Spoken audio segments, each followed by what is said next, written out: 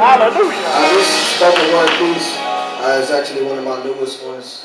The poem basically is titled "Know What You Want," and this goes out to many of our youth who are single, saved, trying to live holy. All right. And I just wanted to encourage the youth, just basically, that just to continue to wait on God.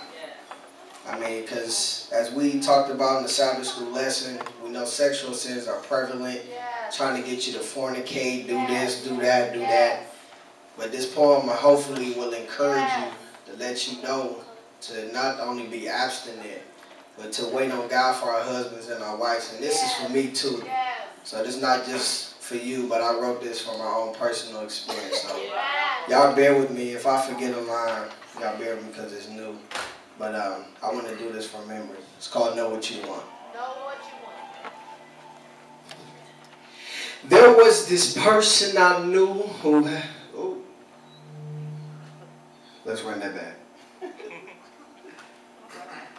There's something very essential in what I'm going to say. So as you listen to read, I ask God and I pray that you would be attentive, respectful, and very alert, because the effect of this poem can cause one to be hurt, happy or confused, peaceful or greatly abused, a lifetime full of happiness or one that is being misused. So pay attention to detail and catch on the themes, or your mind will be lost on what I'm going to bring. There was this person I knew who had lots of desires, most of them righteous, others that lead to hellfire. But his biggest desire was just the wife of Yahweh. He's a man of God, so he's against the doctrine of my way. He's tired of all the byways. See, God is leading him to the streets, but he keeps saying, no, God, I want to take the highway. It takes too much time. I'm tired of all of the stop signs, especially when it's faster. If I would just take Route 9, I mean, after all, we going to the same place. One is just faster. The streets don't take too long, man. I just got to have her. So he's driving fast, blindsided by a total disaster. He commits the sin of before, and now he's reaping after. He exits quickly and finds her, and then before you knew it, he puts a ring onto it. And that's when he just blew it. After hearing congrats all day, how could there be any mishaps? He said he wants kids, he's willing to be missing his snaps. She's the love of his life, at least that's what he believes. Well, as I continue this poem, the truth is what we will see. Honeymoon occurs. This has to be the time of his life. But after intimacy, he realizes something ain't right. Making love with this woman, that was not the dilemma, but it was something I said earlier. Do you remember?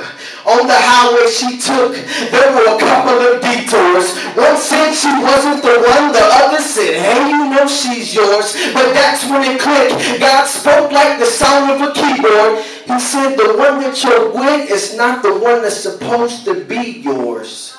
All he wanted was something to just release the tension. He didn't see all the potholes that screwed up his decision. He wanted a quick fix, a temporary healing.